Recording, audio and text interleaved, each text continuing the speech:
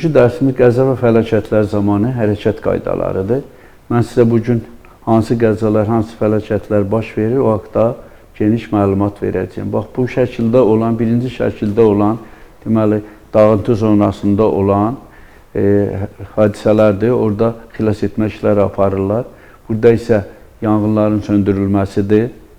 Alt hissədə burada zərər çəkmişlərə ilk tibbi yardımın göstərilməsidir. Aparılır ilk tibbi yardım göstərməyə.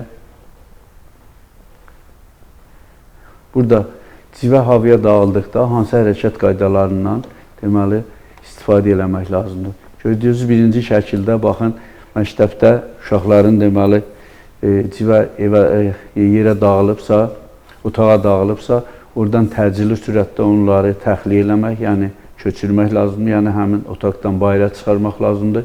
Bildiyimiz kimi civə deməli bərk maye halında olan bir kimyəvi elementdir. Buna isti vurduqda, yəni yerə töküldükdə, yaxud evdə hər hansı xalçanın, yaxud nəyinsə üzərinə töküldükdə, isti vurduqda deməli o tədricən buxarlanır və buxarlandıqda da insanları zəhərləməyə başlar. Tədricən buxarlandığına görə insanlar onu çox hiss eləmədiyinə görə tədricən buxarlanır və zəhərlənmə baş verir. Ona görə elə bir hadisə baş verdikdə mütləq otağın havasını, pəncərələri, qapıları açıb otağın havasını dəyişməli və içəridə təmiz deməli hava axınını təmin etmək lazımdır. Demək, insanları xəbərdarlıq etmək üçün bir neçə vasitələrdən istifadə olunur.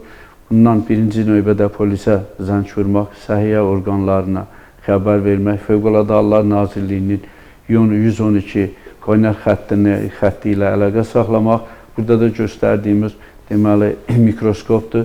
Əgər bilmiriksə otağa nə tökülüb, onu mikroskop altında deməli baxıb, burada yerdə civənin olub olmadığını təyin eləmək olar.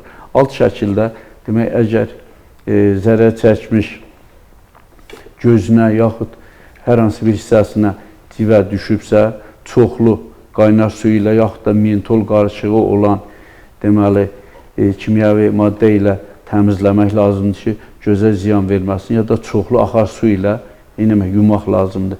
Baxın, ikinci şəkildə göstərdiyimiz, bu şəkildə göstərdiyimiz civənin demək evə dağılması nəticəsində civə o qədər deməli bərk halda olan, civə bərk halda olan, qatı halda olan bir mayedir. Əlimizi vurduqca o civə gözlə görünməyəcək dərəcədə parçalanır, balaca hissəciklərə, yumru hissəciklərə parçalanır. Ona görə onu yığmaq, evdən yığıb bayıra atmaq çox çətindir. Ona görə bunu nə etmək lazımdır? Bir kağız parçası götürürük, başqa bir kağız parçası ilə onu bir yerə itəliyə gətirib, həmin kağız parçasının üzərinə çıxarmaq lazımdır. O kağız parçası üzərinə çıxan kimi o hissəciklər bir-birinə yapışır, böyük bir balaca demək damcı şəklində maye əmələ gətirir. Burada deməli civəni yığdıqdan sonra mütləq otaqda yaxud hər hansı bir iş yerində tökülübsə, onu 20%li dəmir xloridlə silmək lazım olacaq ki, o sonradan buxarlanıb içəridə olan yaxud həmin təşkilatda ya obyektdə olan insanlara deməli ziyan verməsin. Mütləq onu çoxlu su və ya qatı demək manqan məhlulu ilə silmək lazımdır. Burada göstərdiyimiz isə respiratordur. Əliyə qazı əvəz edən respiratordur. GP5, GP7 respiratorudur. Əliyə qazıdır. Demək, bundan istifadə eləyərək həmin civə tökülmüş yerdən həmin civəni yığıb, təmizləyib, qurtarana kimi istifadə etmək olar. Təbii fəlakətlər zamanı hərəkət qaydaları. Demək, təbii fəlakətlər biz bilirik ki, çoxdur. Naxçıvan Muxtar Respublikasının özü də demək, seismik zonada yerləşdiyinə görə həmişə bizdə də təbii fəlakətlərlə rastlaşırıq. Deyək ki, həm də seismik zonada yerləşir, yəni bizdə də zəlzələlər baş verə bilir. Baxın, yuxarıda göstərdiyimiz ən təhlükəli təbii fəlakətdir, bu quraqlıqdır. Görürsünüz, yerdə çox böyük çatlar əmələ gəlib, quraqlıqdan çatlar əmələ gəlib. Burada vulkan püskürməsidir, qeyd eləmişik, vulkan püskürməsidir. Aşağıda meşə yanğınlarıdır. Meşə yanğınlarına bir də qeyd edeyim ki, demək başqa sözlə körtəbii, meşə yanğınları körtəbii yanğınlara aid edilir.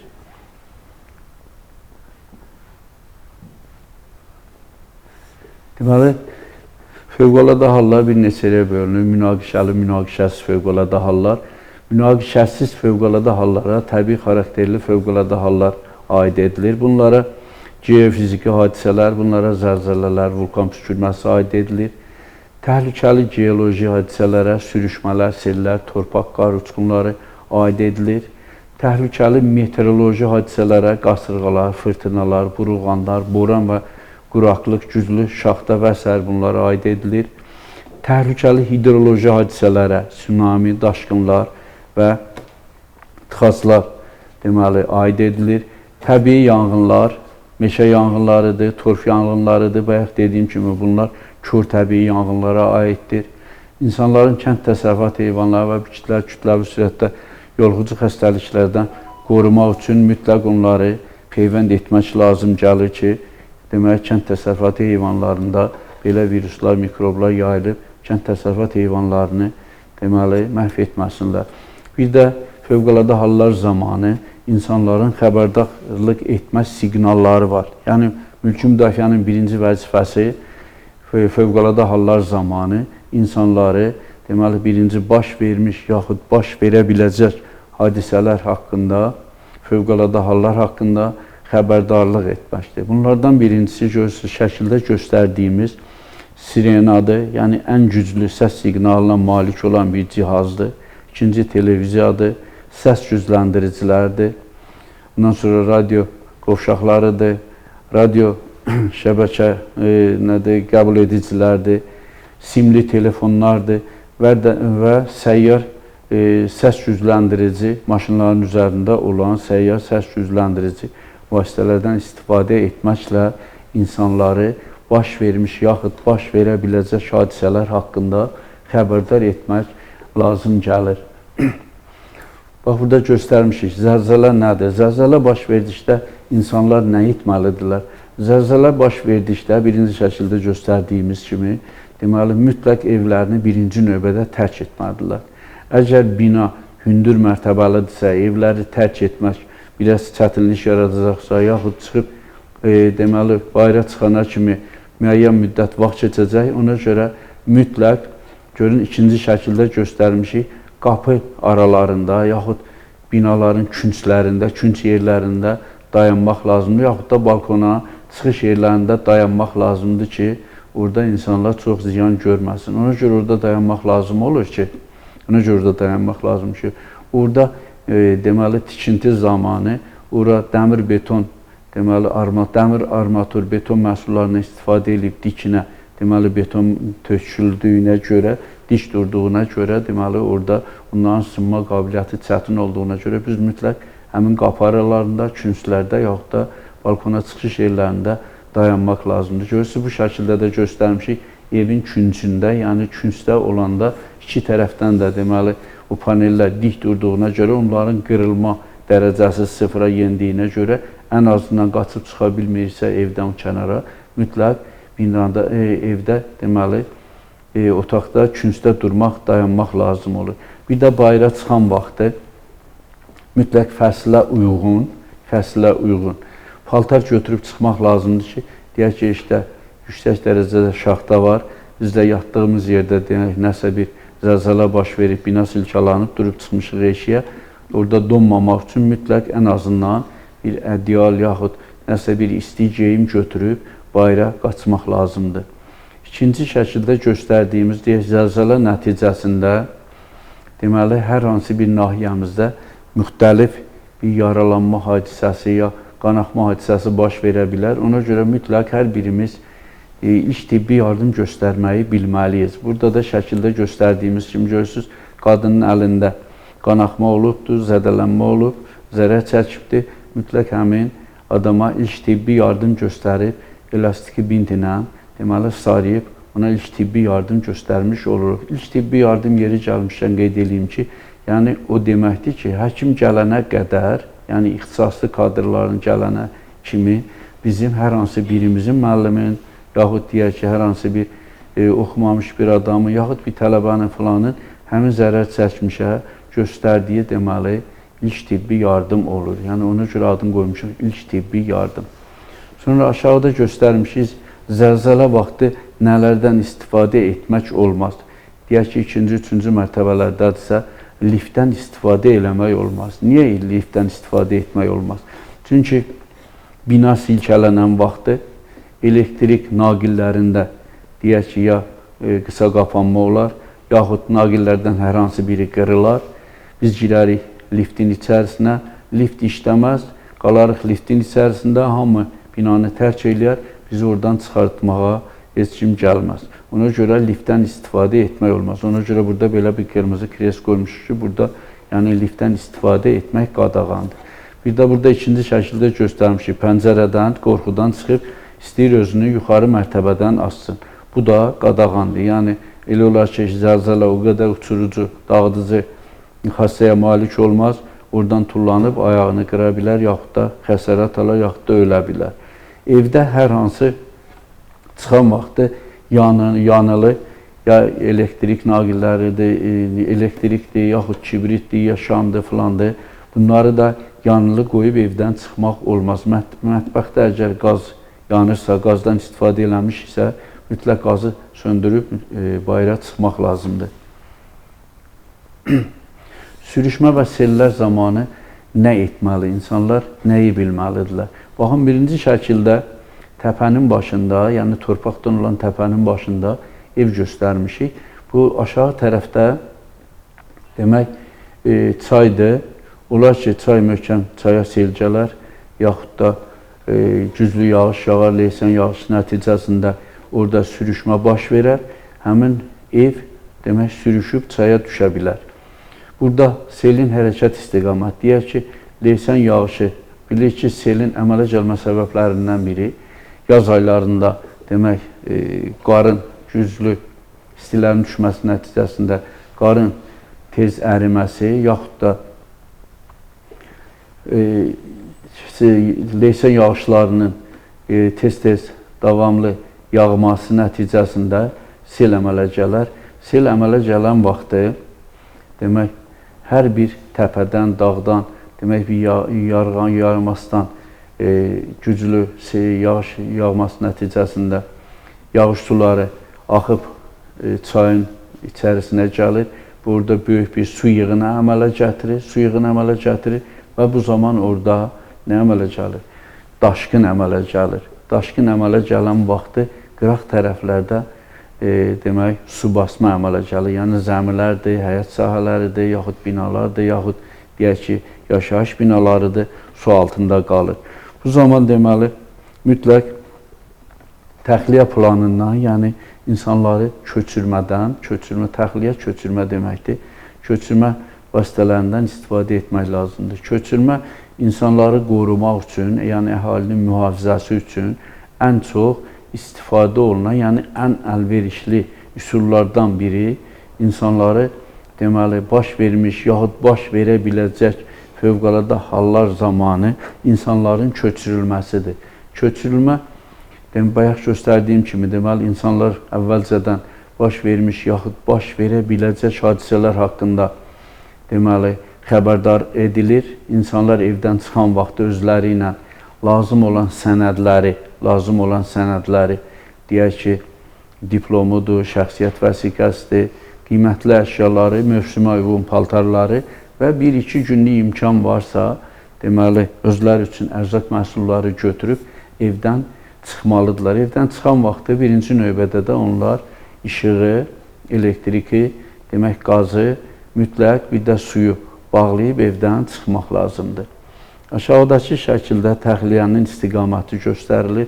Deməli, köçürmə də əvvəlcədən sülh dövründə bu plan hazırlanır. Fövqəladə Hallar Nazirliyi tərəfindən sülh dövründə bu köçürmə planı, yəni təxliyə planı hazırlanır. Deyək ki, Naxçıvan Muxtar Respublikasının özündə, yaxud Naxçıvan şəhərinin özündə bir hadisə baş veribsə, mütləq bunları köçürmək lazımdır. Ona görə sülh dövründə bu plan hazırlanır. Demək, Naxçıvanda baş verən hər hansı bir fövqəladə hadisə haqqında əhaliyə xəbərdar edilibsə, əhali təcili sürətdə toplanış köçürmə məntəqəsinə gəlməli. Orada deməli, kolon rəhbərinin əvvəlcədən deməli, planlaşdırılmış kolon rəhbərinin vasitəsilə həmin Naxçıvan şəhərindən deyək ki, çıxarılmalı. Əgər imkan varsa maşınlarla, imkan yoxdursa ayaqlar vasitəsilə, yəni piyada şəhərin qırağına çıxarılmalı. Ondan sonra maşınlara mindirib, deyək ki, Ordubada yaxud Culfa tərəfə, yəni təhlükəsiz zonalara aparmaq lazımdır. Bu zaman ən əlverişli üsul, insanların köçürülməsində ən əlverişli üsul kombinasiya üsulu adlanır. Bu, yəni həm maşınlarla, həm piyada, həm də maşınlarla insanların demək təhlükəsiz zonalara köçürülməsidir. Bu şəkildə göstərilən deməli dağda baş vermiş sürüşmədir. Dağda baş vermiş sürüşmədir. Üstündə görürsünüz bina şəkili var. Biraz da sürüşsə binanı da özü ilə gətirəcək. Tikililərə yəni böyük ziyanlar dəyir. Burada demək su seldir. Seldən insanları çıxarmaq üçün müxtəlif vasitələrdən istifadə etmək lazım olur. Burada əgər taxta parçası varsa, uzun taxta parçasından, yəni odun parçasından istifadə edib suda boğulana uzatmaq lazımdır. Suda boğulan əli ilə həmin taxtadan yaxud odun parçasından yapışıb onu datıb çıxarmaq lazımdır. Bunların heç biri yoxdursa, elə bir yerdəysə, bunların heç biri yoxdursa, taxta parçası da, odun parçası da yoxdursa, əgər belimizdə qayış varsa, bir neçə nəfərsə, qayışları bir-birinə bağlayıb, qayışları suya atıb, həmin boğulmuş adama tutmasını xahiş etmək, oradan onu dartıb çıxarmaq lazımdır. Qasırğa, fırtına və burğulan zamanı hansı hərəkətləri etmək lazımdır? Baxın, əvvəlcədən xəbərdar edilir ki, əhali güclü qasırğa olacaq.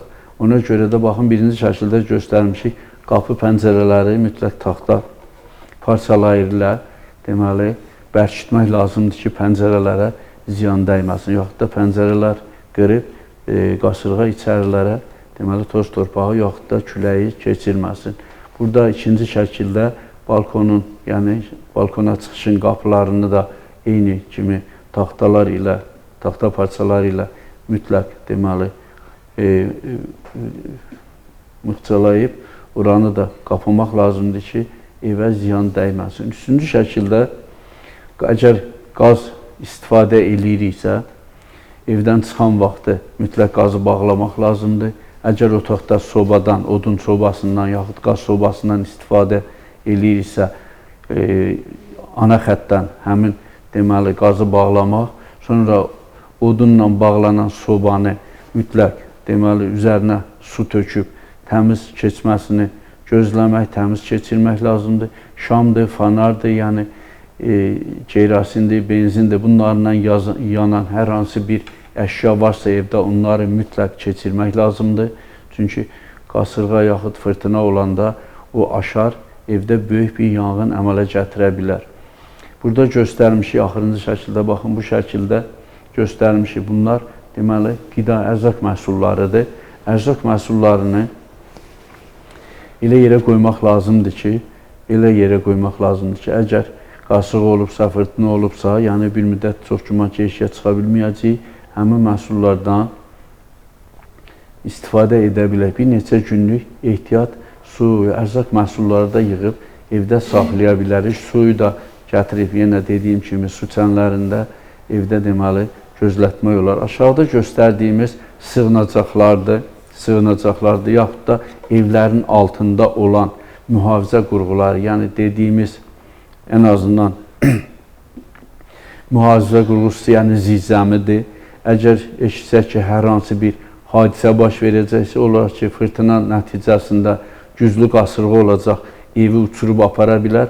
Ancaq biz girib oturmuşuq, demək, evin zirzəmisində nə qədər zirzəmi dərin, demək, etibarlıdırsa, biz o qədər də deməli, zirzəmidə o qədər artıq qala bilərik. Evdə pəncərələrdən demək, uzaq durmaq lazımdır. İş otaqlarında, yəni içəri otaqlarda oturmaq lazımdır ki, pəncərəsi bayra olan otaqlarda hər hansı bir hadisə baş veribsə, deməli, bizə ziyan dəyməsin.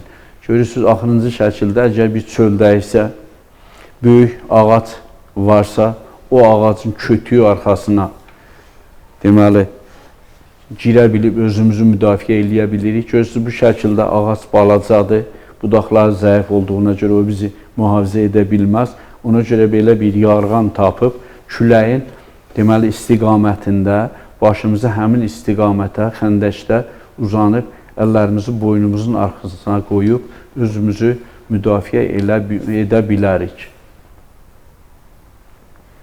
Qar yağdıqda nə etməli? Deməli, çoxlu qar yağdıqda bəzi vaxt elə olur ki, qar yağanda elektrik naqillərində problem olur, işıqlarımız keçir. Elektrikdə demək problemlər yaranır. Ona görə mütləq gördüyünüz bax, o şeylər fanardır, şamdır, demək neft lampasıdır. Ondan sonra adi bateriyka ilə işləyən fanardır. Bunlardan istifadə eləyib deməli özümüzü bir müddət həmin qaranlıq vaxtı müdafiə eləyə bilirik. Ondan sonra ferma göstərmişik orada. Fermada da su və yem ehtiyatı toplamaq lazımdır ki, əgər hər hansı çoxlu qar yağdıqsa, deməli qarlı çoğun oldusa, həmin yemlə heyvanları ac saxlamaq olmaz. Yemlə mütləq deməli təmin eləmək lazım olur. Axırıncıda görürsünüz, çoğun ona deyilir ki, qar yağanda güclü külək əsirsə, buna qarlı çoğun deyirlər. Demək, bu gördüyümüz şəkildə çoxlu qar yağıbdır, maşınla hərəkət eləyə bilmiriksə, mütləq kömək işarəsi vermək lazımdır. Qırmızı bayrağı qaldırıb, maşının antenasına da bağlayıb, rəngli hər hansı bir parçamız varsa, qırmızı rəngdə, yəni ağ parçadan başqa, qara rəngdə, başqa bir parçalarla maşını deməli orada işarə verib, bizə özümüzə kömək çağıra bilirik. Aşağıda görürsünüz, çoxlu qar yağıbdır, maşının üzəri örtülüb. Mütləq maşının üzərini təmizləyib, ondan sonra işimizə davam edə bilərik. Avtobusda ən çox da qar yağan vaxtı deməli kütləvi nəqliyyat vasitələrindən daha çox istifadəyə yer veririk. Çünki avtobuslardır, tramvaylardır, trolleybuslardır bunlar. Qarın çox olduğu yerlərdə hərəkət etməsi daha asandır. Çünki onların arxa təkərləri cüt olduğuna görə bizim miniş vasitələrindən daha əlverişlidir. Ancaq görürsünüz, orada dayanma qadağan işarəsi var. Yəni ondan yanadır ki, qarın, çox yığılmış qarın alt tərəfində, yəni yaxınlığında əgər nəqliyyat vasitəsini saxlasaq, küləkdən yaxud hər hansı bir səsin titrəməsi nəticəsində qar uçqunu baş verə bilər. O da gəlib maşının üzərini örtə bilər. Bu aşağıda göstərmişik don vurmanı. Əgər ayaqda yaxud əldə don vurmalar baş veribsə, mütləq onu deməli ilk tibbi yardım göstərmək lazımdır. Otaq temperaturunda olan suya qoymaq lazımdır. Təmiz deməli don vurmuş yeri qızışana qədər yüngülcə ovuşdurmaq məsləhət görülür. Don vurmuş yerə deməli bu məhsulu və ya vazelin çəkib azca deməli sürtüb sonra sarımaq lazımdır. Xəstəni isti yatağa uzatmaq və ondan sonra isti çay, kofe yaxud başqa qəhvə verib həmin xəstəyə ilk tibbi yardım göstərə bilirik. Diqqətinizə görə sağ olun.